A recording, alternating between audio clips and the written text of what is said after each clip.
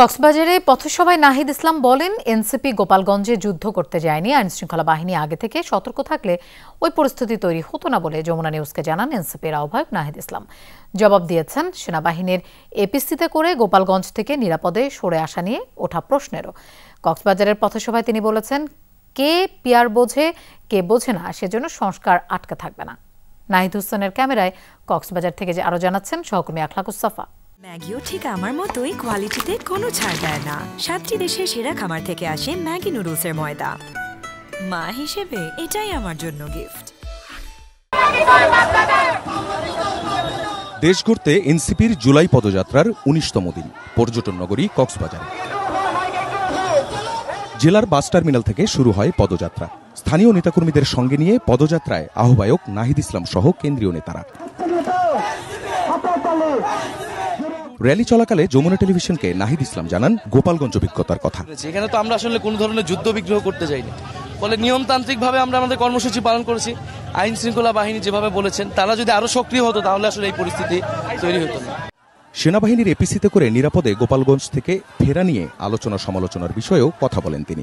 আইন শৃঙ্খলা বাহিনী আমাদেরকে ঠিক যেভাবে ডিরেকশন দিয়েছে, আমরা সেভাবে সেখানে গিয়েছি, সেভাবে সেখান থেকে বের হয়েছে। আইন শৃঙ্খলা বাহিনীর যেভাবে ডিরেকশন, যেই রুটে যেই প্রক্রিয়া আমাদেরকে যেতে এবং বেরোতে বলছে, আমরা কিন্তু তাদের কথাই শুনেছি।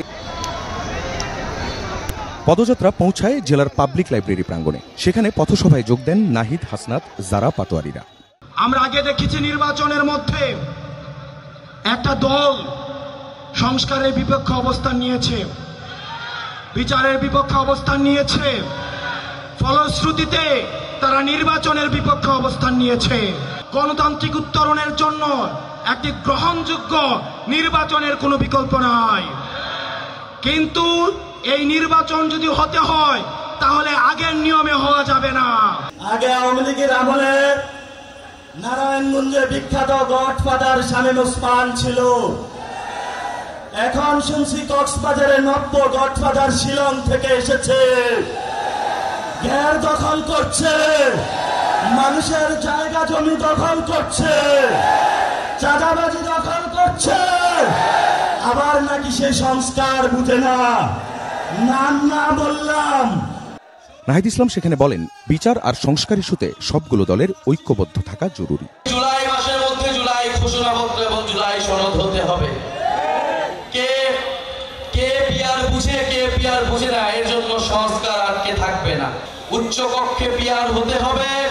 নির্বাচন কমিশন, দুদক সহ গুরুত্বপূর্ণ রাষ্ট্রীয় প্রতিষ্ঠানে নিরপেক্ষভাবে নিয়োগের জন্য কমিটি, সাংবিধানিক কমিটি তৈরি করতে হবে।